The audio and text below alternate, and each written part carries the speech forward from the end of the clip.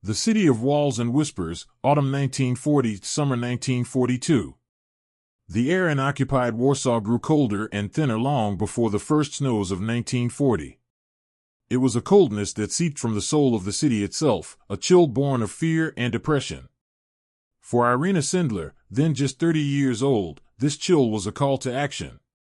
As an administrator in the Warsaw Social Welfare Department, she had a front-row seat to the metastasizing cruelty of the Nazi occupation.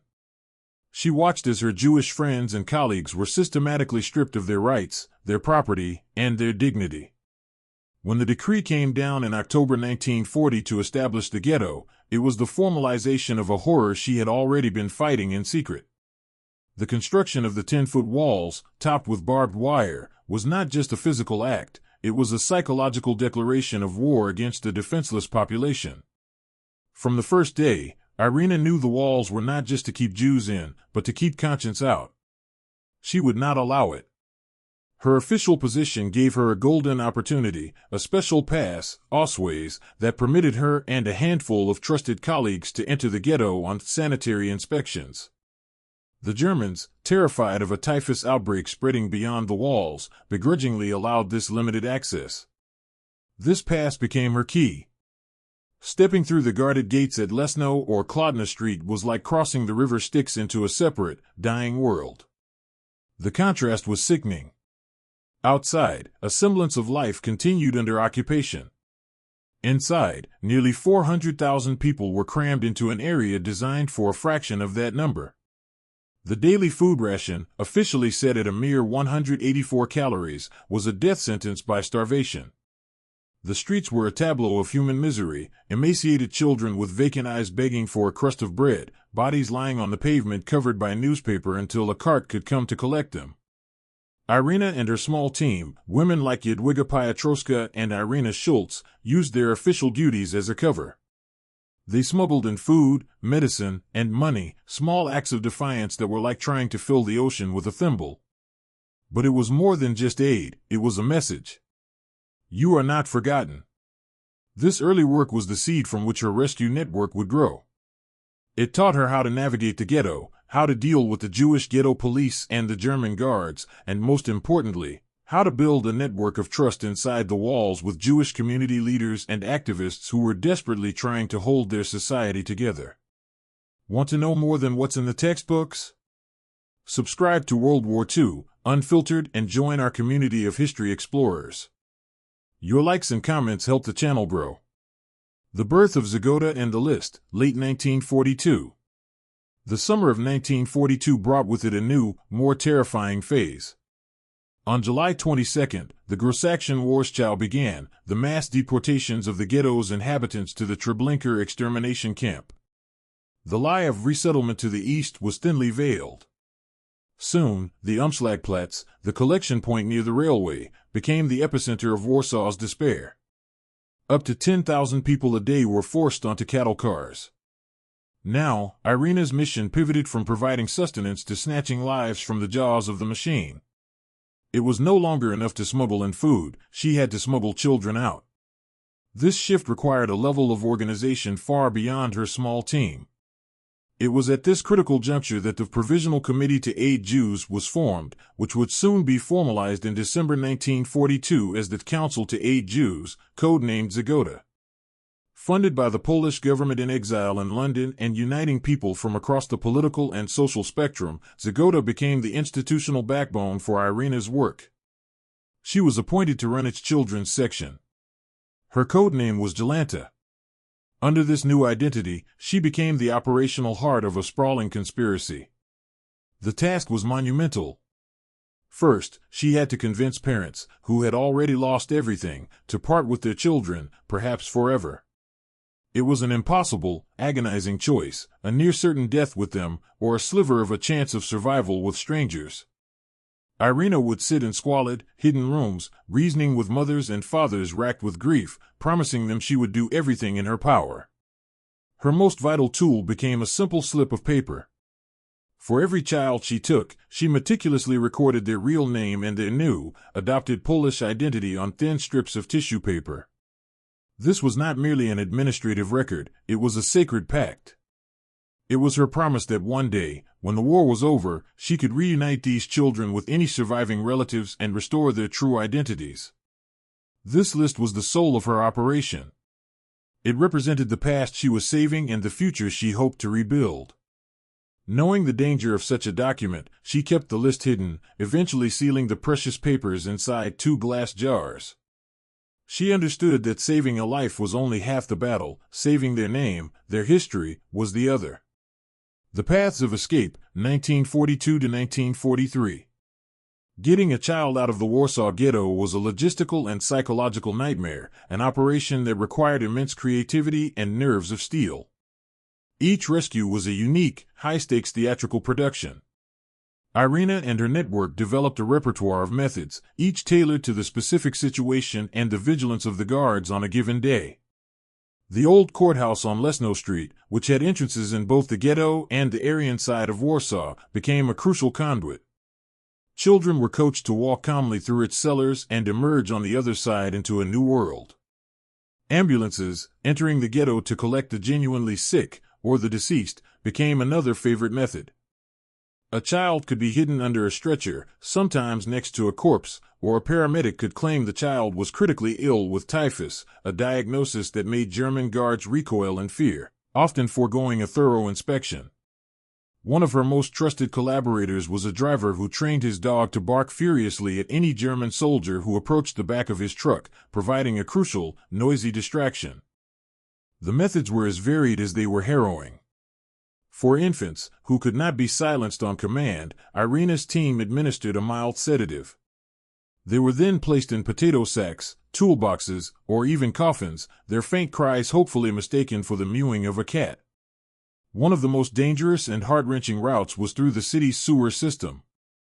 Led by specialist guides who knew the subterranean labyrinth beneath Warsaw, small groups of older children would descend into the filth and darkness, waiting for hours through suffocating tunnels to emerge from a manhole on the Aryan side, where one of Jolenta's operatives would be waiting. The psychological toll on the children was immense. They were taught to forget their names, their families, and the Yiddish they spoke.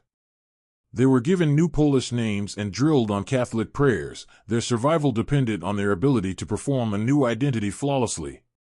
Each successful extraction was a small victory, but Irena and her team had no time to celebrate. The moment one child was safe, the planning for the next began. The Aryan side, a world of shadows and safehouses. Once a child was successfully smuggled out of the ghetto, the most perilous part of their journey was often just beginning. The Aryan side of Warsaw was not a haven, it was a landscape of collaborators, informers, smalkoniks, and suspicious German patrols. A child with non-Aryan features, a misplaced Yiddish word, or a moment of panic could lead to immediate discovery and death for both the child and their rescuer. Irena's network, therefore, had to be a seamless, multi-stage pipeline. The first stop was often an emergency care apartment, a temporary safe house where the child would be cleaned, fed, and allowed to decompress from the trauma of their escape. Here, they would be assessed. Their new identity papers, forged by Zagoda's expert document forging section, would be finalized. These were not crude fakes, they were masterpieces of deception, complete with official-looking stamps and aged paper. The real genius of Irena's operation lay in its sheer breadth. She coordinated with over 24 conspirators, forming a web of interlocking cells. From the emergency apartment, the child would be moved to their final destination. Irena leveraged every possible resource. She persuaded Catholic convents in Warsaw and surrounding towns, like the Sisters of the Family of Mary, to take in children, hiding them amongst Polish orphans. The Mother Superior would often be the only one who knew the child's true origin. Hundreds of children were placed in orphanages and religious institutions this way. For others, Irena found courageous Polish families willing to take in a Jewish child and raise them as their own, a decision that put the entire family at risk of execution. The Polish underground provided financial support through Zagoda, giving these families a small stipend to help with the cost of an extra mouth to feed, but no amount of money could compensate for the daily terror of a potential house search or a suspicious neighbor. Irena acted as the central switchboard, matching children with suitable placements, managing the flow of money, and keeping her precious list updated, all while maintaining her official job as a cover. She was a ghost, moving through the city, her presence known only to the nodes of her life-saving network. The Uprising and the Ashes, April-May 1943. By the spring of 1943, the Warsaw Ghetto was a shadow of its former self. The Gross-Action had deported over 300,000 souls to their deaths in Treblinka. The remaining 60,000 inhabitants knew their time was running out. When the Germans entered the ghetto on April 19, 1943, to begin the final liquidation, they were met not with submission, but with bullets and Molotov cocktails. The Warsaw Ghetto uprising had begun. For Irena and her network, the uprising was both a moment of profound, tragic heroism and a logistical catastrophe. All access to the ghetto was now completely sealed. Her life-saving routes, the courthouse, the ambulances, the sewer lines, were cut off. From the Aryan side, she and her colleagues could only watch in horror as smoke billowed over the ghetto walls and listen to the constant rattle of machine gun fire and explosions. The Jewish Fighting Organization, OB, vastly outgunned and outnumbered, fought with desperate courage for nearly a month. Irena felt a terrible sense of helplessness. She knew people in there, families she had tried to help, children she had not been able to reach. Her work took on a new, frantic urgency. She focused her efforts on helping those who had managed to escape the ghetto just before or during the first days of the fighting, finding them shelter and new identities amidst the chaos. She also worked to get reports of the uprising to the Polish underground government, ensuring that the story of this final, defiant stand would not be lost to the world. SS Brigadeführer Jürgen Stroop, the German commander tasked with crushing the revolt, was methodical in his barbarity. His forces burned the ghetto block by block, flushing fighters out of sewers and bunkers. His official report, bound in leather and titled "The Jewish Quarter of Warsaw is No More," recorded the German victory with cold, bureaucratic pride. When the fighting ceased in mid-May, the ghetto was a smoldering field of rubble and corpses. For Irena, the sight was a confirmation of her mission's importance. Every child she had managed to extract from that inferno was a life saved from the ashes, a victory wrested from Stroop's grasp, a living refutation of his chilling final report. The ghetto was gone, but its children, scattered across Warsaw in convents and homes, lived on. The Tightening Noose and the Gestapo's Shadow, Summer-Autumn 1943. With the ghetto reduced to a field of bricks and bone, the nature of Irena's work shifted. The focus was no longer on extraction, but on maintenance and protection. The 2,500 children she had saved were scattered like hidden seeds across a hostile landscape, and her network was the invisible gardener tending to them. This phase of the operation was, in many ways, more complex and nerve-wracking than the rescues themselves. It required a constant, clandestine circulation of funds, food ration cards, and medical supplies to the convents and families sheltering the children. Irena, as the head of the children's section of Zagota, was the central hub for this distribution. Every movement she made was fraught with risk, every meeting a potential trap. The streets of Warsaw were crawling with Gestapo agents, plainclothes informers, and the ever-present threat of the smalkoniks, vultures who preyed on Jews in hiding and those who helped them, extorting them for money with the threat of denunciation. As the months wore on, the German security apparatus became increasingly effective at infiltrating the Polish underground. Arrests became more frequent. Key contacts within Zagota would suddenly disappear, their fates unknown but grimly imagined. Irena felt the noose tightening. She had to change her meeting locations constantly, using coded language in communications and never staying in one place for too long. She lived in a state of hypervigilance, a world where the screech of a car's brakes or a stranger's prolonged glance could signal the end. It was during this period that the weight of her secret list, the jars containing the true names of the children, became heavier than ever. This list was the single most incriminating piece of evidence against her and her entire network. Discovery meant not just her own death, but the potential unraveling of the entire operation, leading the Gestapo directly to the hidden children and the families protecting them. The decision to bury the jars under an apple tree in a friend's garden was an act of desperate foresight. It was a recognition that her own capture was not a matter of if, but when. She was playing a numbers game with the most ruthless opponent imaginable, and she knew her luck could not hold forever. The arrest, October 20th, 1943. The dreaded knock on the door came in the dead of night. On October 20th, 1943, 11 Gestapo agents stormed Irena Sendler's apartment at 3 Ludwika Street. The sudden, violent intrusion was precisely the moment she had rehearsed in her mind 1,000 times. As the agents burst in, shouting and turning her home upside down, her training and instinct took over. Her landlady, in a moment of extraordinary presence of mind, managed to grab the incriminating lists of children, which Irena had temporarily brought home to update, and hide them in her own clothing, walking calmly past the preoccupied agents. While they ransacked her rooms, searching for evidence of her underground activities, Irena remained outwardly composed, denying everything. But they already knew enough. A recently arrested contact, the owner of a laundry that served as a clandestine meeting point, had broken under torture and given them her name and address. Jolanta was compromised. They hauled her away to the Gestapo's infamous headquarters on Succa Avenue, a place from which few returned. This building, once the Ministry of Religious Affairs and Public Education, had been transformed into a place of systematic, scientific torture. The sounds of screams were a constant, horrifying soundtrack. From there, she was transferred to the Pojak prison, a sprawling complex that had become the main holding pen for the Polish resistance. The interrogation began immediately. They wanted names. They wanted the structure of Zagota. They wanted to know where the Jewish children were hidden. They knew she was a major figure, but they did not yet grasp the full scale of her operation. Irena, embodying the unbreakable spirit of the Polish underground, refused to talk. She gave them nothing but denials, sticking to her cover story of minor smuggling activities. The Gestapo's response was brutal and predictable.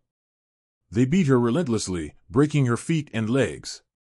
They subjected her to torture designed to shatter her body and her will.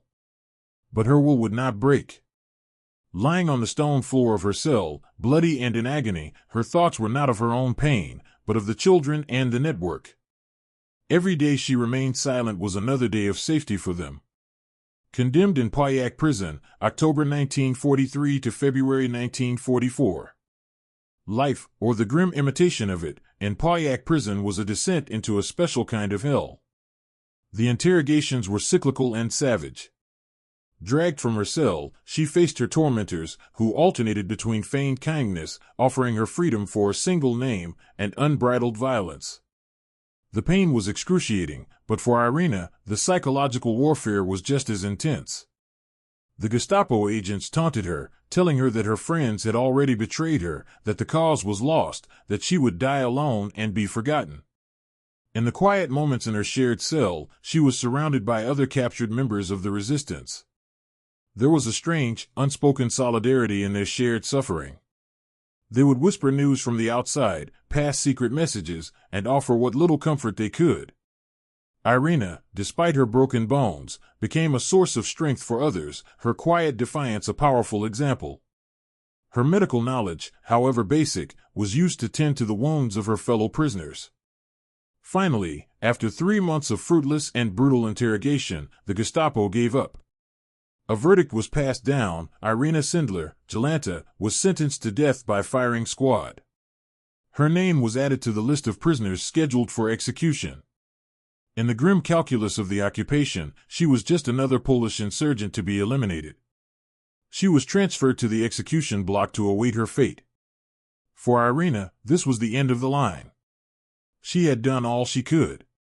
She had protected the list, she had not betrayed her network, and she had kept the faith. As she waited for the final summons, she found a strange sense of peace. The survival of the children was her legacy, a legacy that would now outlive her. She prepared herself for death, her only regret that she would not see the end of the war and the liberation of Poland. But Zagota had not forgotten her. The Polish underground would not allow one of its most vital and courageous operatives to be so easily erased. The bribery and the escape, February 1944. On a cold day in February 1944, a guard came to Irena's cell and called her name for further interrogation. This was a common euphemism for the short walk to the execution yard. As she was led out into the prison courtyard, she saw the execution lists posted on a wall. Her name was on it. This was it. But instead of leading her to the wall where prisoners were shot, the guard covertly pushed her towards a side gate. He spoke in a low, urgent voice, telling her to run and not look back. Confused and weak, her legs barely able to support her, she stumbled out of the gate and into the Warsaw streets, a ghost blinking in the daylight. She was free. It felt like a hallucination. The escape was not a miracle, it was a Zagota operation. The underground had mounted a massive effort to save her, pooling a significant sum of money. Some sources say it was an enormous bribe in American dollars, a fortune at the time, to pay off a Gestapo officer. It was an audacious, high-risk gamble that paid off at the last possible second. The following day, her name appeared on public posters across Warsaw among the lists of Poles who had been executed. To the German authorities, Irena Sendler was officially dead. This public declaration was both her shield and her prison. She was a fugitive with the face of a dead woman. Immediately after her escape, underground operatives whisked her away to a secure location. She was given a new false identity and forced to live in deep hiding, constantly moving between safe houses. Despite being officially dead and physically crippled from her time in Pojek, her work did not stop. She could no longer be the public face of the operation, but she continued to direct parts of the network from the shadows. She was too valuable, her knowledge of the children's locations too critical, to simply retire. Her survival was a stunning victory for the resistance, a testament to the power of their solidarity and reach. It was a direct message back to the Gestapo: even in your house of death, we can reach our people. For Irena, it was a second chance she never expected, a chance to see her mission through to the end. A new uprising and the coming of the Soviets, August 1944 to January 1945. Warsaw did not stay quiet for long. On August 1, 1944, as Soviet forces approached the eastern bank of the Vistula River, the Polish Home Army, Armia Krajowa or AK, launched the Warsaw Uprising. It was a bold and desperate bid to liberate their capital themselves and install the legitimate Polish government in exile before the Soviets could impose their own communist regime. The city erupted into a battlefield. For 63 days, the Polish resistance fought with incredible ferocity against overwhelming German firepower. Irena, still in hiding and recovering from her injuries, was caught in the middle of this new inferno. She served as a nurse in one of the makeshift insurgent hospitals set up in a cellar, tending to the wounded under constant artillery bombardment and air raids. The conditions were apocalyptic. Water, food, and medical supplies were almost non-existent. The city she had known was being systematically leveled, building by building. The uprising was a strategic and human catastrophe. The Red Army, having reached the outskirts of the city, deliberately halted its advance on Stalin's orders. They watched from across the river as the Germans crushed the pro-Western Polish resistance, effectively eliminating any post-war political opposition. For the people of Warsaw, it was a profound betrayal. When the uprising was finally suppressed in early October 1944, Hitler ordered the complete destruction of what remained of the city. The surviving civilian population was expelled. Irena, along with thousands of others, was forced out of the ruins of her beloved Warsaw. She managed to escape the German dragnet and continued her clandestine life in the countryside, still watching over her hidden network as best she could. Finally, in January 1945, the Soviet army, having waited for the destruction to be complete, crossed the Vistula and entered the dead city. For Irena, this liberation was bittersweet. The Nazi nightmare was over, but Poland was trading one occupying power for another. Her mission, however, was about to enter its final, most important phase, finding the jars and trying to piece a shattered world back together. The return to the ruins and the unearthing of the jars, spring 1945. As the German war machine crumbled across Europe in the spring of 1945, Irena Sendler made her way back to what was left of Warsaw.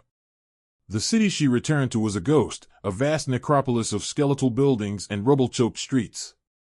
An estimated 85% of the city had been intentionally demolished by the Germans following the 1944 Uprising. Amidst this apocalyptic landscape, her focus was singular and obsessive: the jars. The 2 glass jars containing the meticulously recorded lists of the children's real names and their new identities, buried beneath an apple tree in a friend's garden, were the key to fulfilling her ultimate promise. They were the repository of 2,500 stolen histories. The journey to the location was fraught with a new kind of anxiety. The garden could have been obliterated by a bomb, the house destroyed, the tree turned to splinters. Had her ultimate failsafe failed? With her heart pounding, she found the location. The house was damaged but standing, and miraculously, the apple tree was still there. With the help of her friend, she began to dig. The feeling of the shovel striking glass was not one of triumph, but of profound, gut-wrenching relief. She carefully unearthed the 2 jars. The tissue paper lists inside were damp but intact. Holding them in her hands, she held the proof of life, the link between a vanished past and a possible future for hundreds of children who knew themselves only by their assumed Polish, Catholic names. This was the culmination of her war. It was not a moment of public celebration, but a quiet, deeply personal victory amidst the ruins. She now faced the monumental task of using these lists to reverse the process of concealment she had so expertly engineered. The mission was no longer about hiding identities, but about restoring them. She had saved their lives, now she had to try to save their souls. A new oppression, the communist regime, 1945 to 1948. The liberation of Poland by the Red Army was quickly revealed to be the trading of one tyranny for another. A provisional communist government, subservient to Moscow, was installed, and it moved swiftly to consolidate power. The new regime, under the Polish Workers' Party, viewed the heroes of the Polish Home Army, AK, and the non-communist underground not as patriots, but as political threats and enemies of the state. Their Western ties, loyalty to the London-based government in exile, and nationalist ideals were anathema to the Stalinist vision for Poland. Irena Sendler, as a prominent operative of Zagota with deep connections to the AK, fell squarely into this suspect category. The very same heroism that saw her defy the Gestapo now made her a person of interest to the new secret police, the Bezpieczeństwa, UB. Her efforts to reunite the Jewish children with their heritage were met with suspicion and obstruction. She began working with surviving Jewish community leaders, including Adolf Berman, who had been a key partner from within the ghetto and was now chairman of the Central Committee of Polish Jews. Together, they attempted to track down the children. But the new political climate was hostile. The communist authorities were keen to promote a narrative of class struggle and Soviet liberation, not one of Polish Catholic and Jewish solidarity or the heroism of the London-backed underground. Furthermore, many of the children were now deeply integrated into their adoptive Polish families or convents. Some were too young to remember their birth parents, others had been told their families had perished and knew nothing of their Jewish roots. The adoptive families and mother superiors, who had risked their lives to save the children, were now sometimes reluctant to part with them, fearing the instability of post-war Jewish orphanages or simply having formed deep emotional bonds. Each case was a delicate, emotionally charged negotiation. Irena's work was not just a matter of logistics, it was a matter of navigating profound trauma and tangled human relationships in a state that viewed her with deep distrust. The investigation and the erasure, late 1940s to 1960s. The suspicion of the communist state soon hardened into active persecution. Irena was interrogated by the UB. They questioned her relentlessly about her wartime activities, her connections within the Home Army, and the source of Zagota's funds from the imperialist Western powers. She was branded a subversive, her impeccable anti-Nazi credentials meaning little to a regime hunting for a different kind of enemy. While she was not imprisoned long-term as many of her AK comrades were, she was marginalized, demoted from her social work positions, and placed under constant surveillance. She lost her job and lived in poverty, ostracized by the state she had fought to save. During one particularly brutal interrogation in 1949, while she was pregnant, the stress caused her to give birth prematurely to her son, Adam, who died a few days later. The new People's Government had inflicted a personal loss on her as deep as any she had suffered during the war. For decades, her story was deliberately suppressed. In the official state-sanctioned histories of World War II in Poland, there was little room for the narrative of a Catholic social worker, intrinsically linked to the pro-Western underground, saving Jewish children. The official focus was on the heroism of communist partisans and the Red Army. The work of Zagota, if mentioned at all, was downplayed. Irena Sendler, the woman who had run one of the war's most successful rescue operations, was effectively erased from her country's memory. She lived a quiet, humble life, raising her 2 surviving children, never speaking of her wartime exploits outside a very small circle of friends. The children she saved were scattered across Poland, Israel, America, and beyond. Many never learned of their origins. Most had no idea of the woman named Jolanta who had masterminded their survival, or of the glass jars that held their original names. For almost half a century, one of the war's greatest stories of courage remained buried, much like the lists once were. The Unlikely Discovery, 4 students from Kansas, 1999. The story of Irena Sendler's rediscovery begins in the most improbable of places, a high school history classroom in rural Uniontown, Kansas. In the autumn of 1999, a history teacher named Norm Conard encouraged 4 of his students, Megan Stewart, Elizabeth Cambers, Jessica Shelton, and Sabrina Coons, to work on a project for National History Day. Searching for a topic, they came across a short article that mentioned an Irena Sendler who had saved 2,500 children from the Warsaw Ghetto.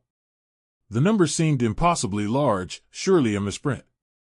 How could one person have saved more people than the far more famous Oskar Schindler? Their curiosity piqued by the possibility that this was an untold story, they began to dig. Their initial research yielded almost nothing. There were no books, no documentaries, just fleeting, unconfirmed mentions.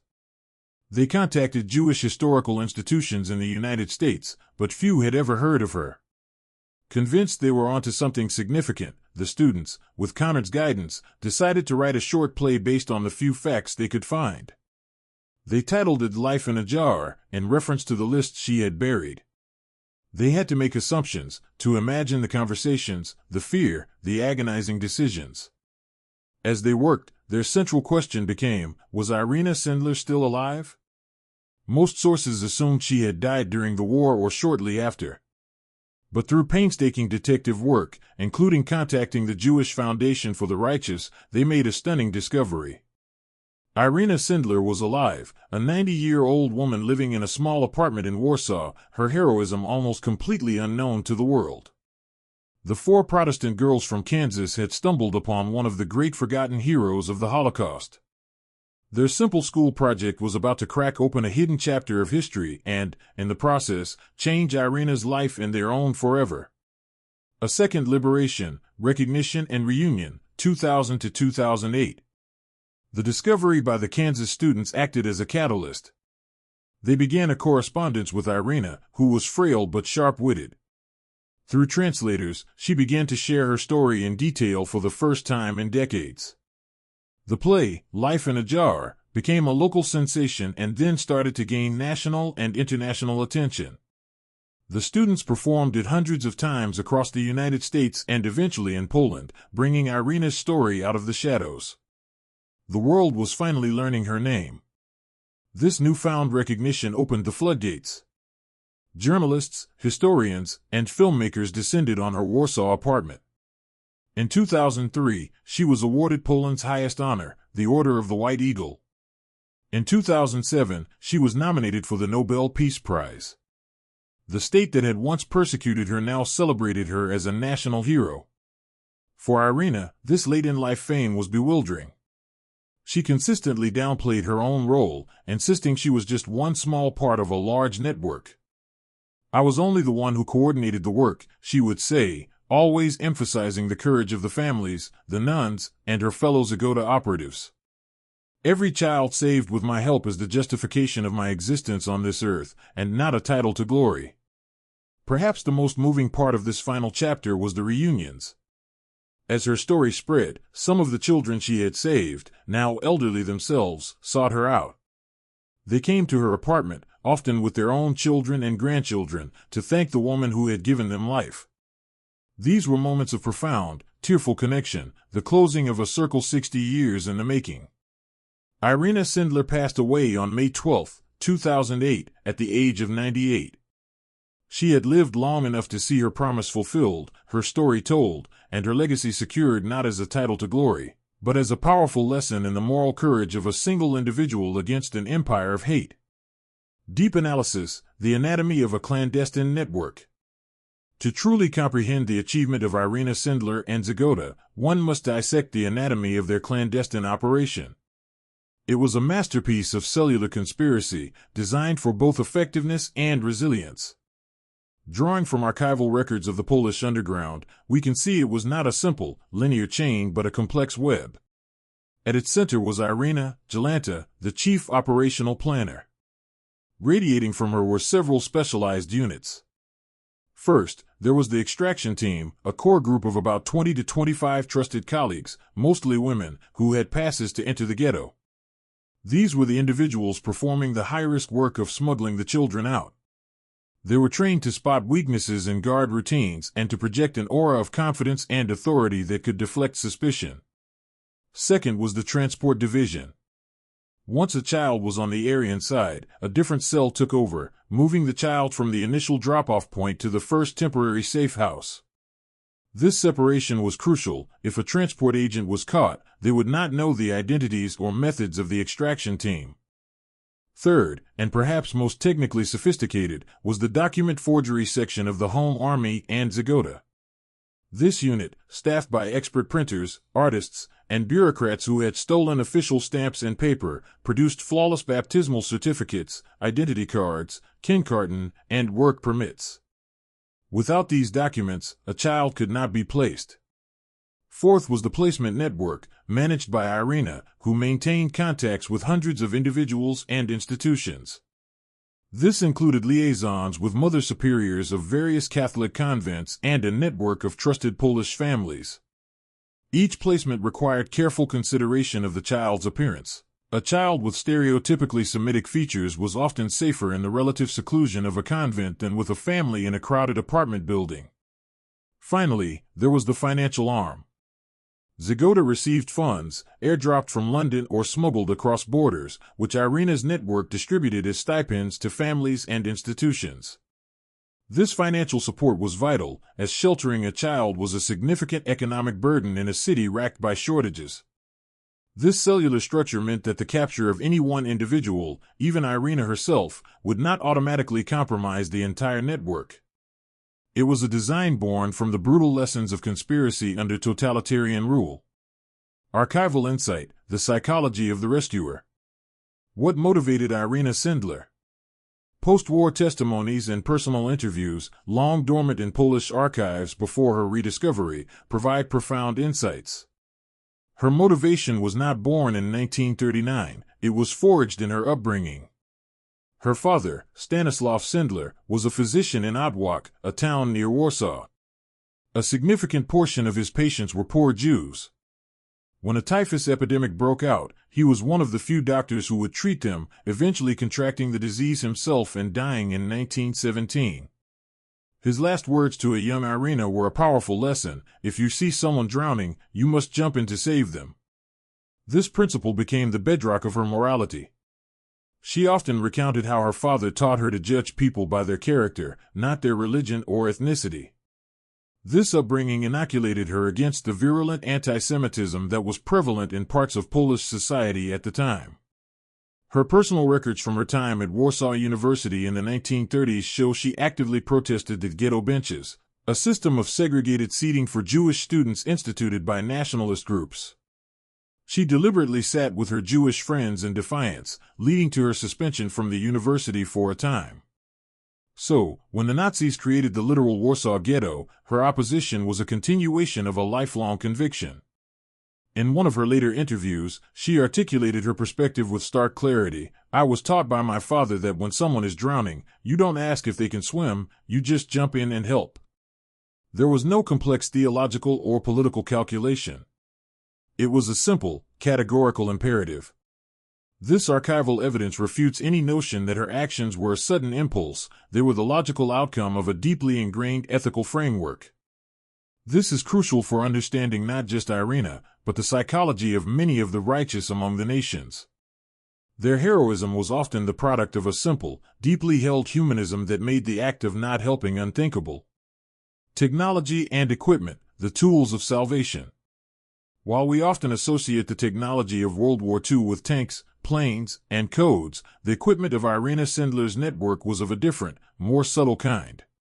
Their tools were improvised, mundane, and brilliantly repurposed for saving lives.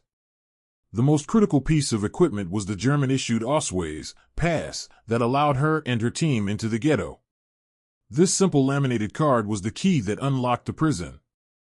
Inside the ghetto, the network relied on the city's infrastructure. Ambulances, normally tools of healing, became vessels of escape. The cavernous cellars of the courthouse on Lesno Street, a piece of urban architecture, became a secret passage. The city's sewer system, a feat of 19th-century municipal engineering, was transformed into a subterranean railroad to freedom, navigated by specialists who possessed the technology of knowledge. A mental map of the suffocating, labyrinthine tunnels. The most sophisticated technology employed by the network was in document forgery.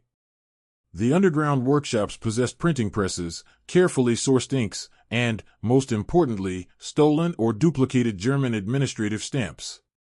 The creation of a perfect Kenkart was an art form. The photograph had to be of the right type, the paper aged correctly, the signature practiced, and the stamp applied with the correct pressure. A flawed document was a death warrant. Another form of equipment was chemical, sedatives to quiet infants during their perilous journey in sacks or toolboxes, and chemicals used to age paper for forgeries. Finally, there was the humble glass jar. In an age before digital storage, this primitive technology was the most secure data-saving device available to Irena. Buried under the earth, it was impervious to house raids and bomb blasts, a low-tech solution to protecting the most high-stakes information imaginable, the identity of a human being. The story of the network is a powerful reminder that technology in warfare is not just about destruction, it can also be about subversion and salvation. Biographical and human element, the agony of choice. A deep analysis of Irena's story cannot ignore the profound human drama at its core, particularly the agonizing choices faced by the Jewish parents in the ghetto. Survivor testimonies from the children saved, many of whom later learned the details of their own rescue, paint a harrowing picture. Irena was not seen by these parents as a simple savior, but as the embodiment of an impossible, heart-shattering decision. To hand over your child to a stranger, a Gentile from the outside world, was an act of both ultimate hope and utter despair. It meant severing the family bond, perhaps forever, and entrusting your child's life to a world you could not see or control. Many refused at first. They clung to the hope that the family unit, the last bastion of their world, could somehow survive together. Irena and her network had to be part social worker, part psychologist. She would often return to the same family 2 or 3 times, gently reasoning with them as conditions in the ghetto worsened and the deportations to Treblinka accelerated. She did not sugarcoat the risks on the Aryan side, but she contrasted them with the near certainty of death in the ghetto. The final moments of parting were scenes of unimaginable grief. Mothers would dress their children in their best clothes, give them a final hug, and watch them walk away with a stranger, often without daring to cry for fear of attracting attention. Elżbieta Fikowska, saved as an infant in a carpenter's box, later learned that her mother had hidden a silver spoon with her name and date of birth engraved on it in her clothing. It was a final, desperate attempt to preserve a link to her identity. Irena's promise to keep the list of names was her most powerful tool of persuasion. It was a pledge that this erasure was not permanent, that the child's history would not be lost. She was not just asking parents to give up their child, she was asking for their trust, the last and most precious thing they had left to give. Economic and home front context, the price of courage. The success of Irena Sendler's network was inextricably linked to the economic and social conditions on the Aryan home front in Warsaw. Rescuing a child was not a one-time act, it was a long-term commitment with significant costs and dangers. Under German occupation, Poland's economy was plundered. Food was strictly rationed, and a black market thrived where prices were exorbitant. A Polish family who took in a Jewish child was not just risking execution, they were also taking on another mouth to feed in a time of extreme scarcity. This is where the organizational backing of Zagota became indispensable. The funds from the Polish government in exile, though limited, allowed Zagota to provide monthly stipends to these foster families. These payments, ranging from 500 to 2,000 zlotys, were not enough to live on, but they helped offset the cost of food and clothing, making the decision to help more feasible for families struggling to survive themselves. However, the greatest threat on the home front was the social one. While thousands of Poles risked their lives to help Jews, there were also the smalkoniks, from the word smalek, or lard, a slang term for money, the informers and blackmailers who were the predators of this ecosystem. These individuals would hang around former ghetto entrances or patrol neighborhoods, looking for people with Jewish features or for Poles who seemed to be hiding someone. The mere accusation was often enough to trigger a Gestapo investigation. The price for hiding a Jew, decreed by the German Governor-General Hans Frank, was death for the entire household. This made every trip to the store, every conversation with a neighbor, a potential risk. Therefore, Irena's network was not just fighting the Gestapo, it was navigating a complex social minefield. The courage of the Polish families and convents who participated cannot be overstated. They were creating small pockets of humanity in a society deliberately brutalized by an occupation that rewarded betrayal and punished compassion with death. Irena's genius was in building a support structure that gave these courageous people the material and logistical means to act on their conscience.